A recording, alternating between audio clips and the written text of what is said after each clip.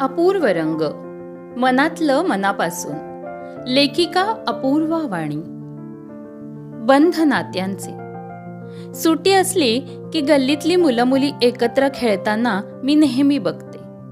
परवा गल्लीतल्या मुलींनी एकीच्या अंगणामध्ये चक्क संसारच थाटला होता.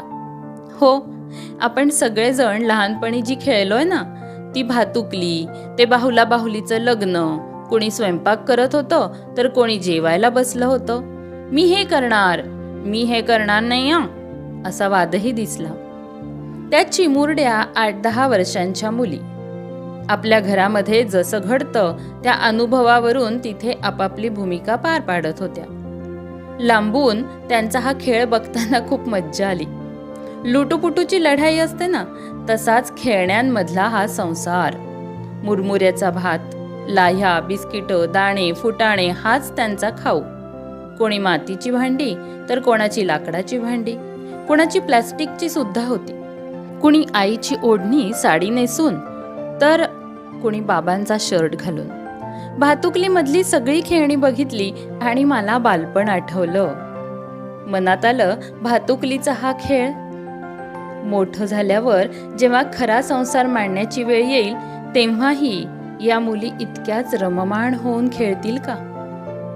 भातुकली फक्त खेळापुरती आणि तिथली ही नाती, ती सुद्धा.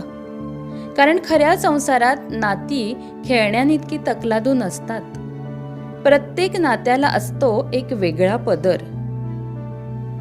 या नात्यांचे पदर आपण उलगडत गेलो तर प्रत्येक नात्याचा एक वेगळा रेशीमबंध समोर येतो. हो, नात्यांचे बंध.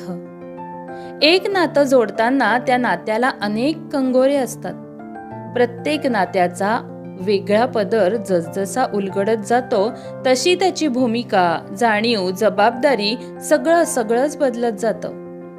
एकाच घरात राहताना आपण वेगवेगळ्या भूमिका वठवत असतो आणि वेगवेगळ्या भूमिकात आपलं वागणंही वेगवेगळं असतं. कधी आई, मुलगी, कधी जावई, मुलगा.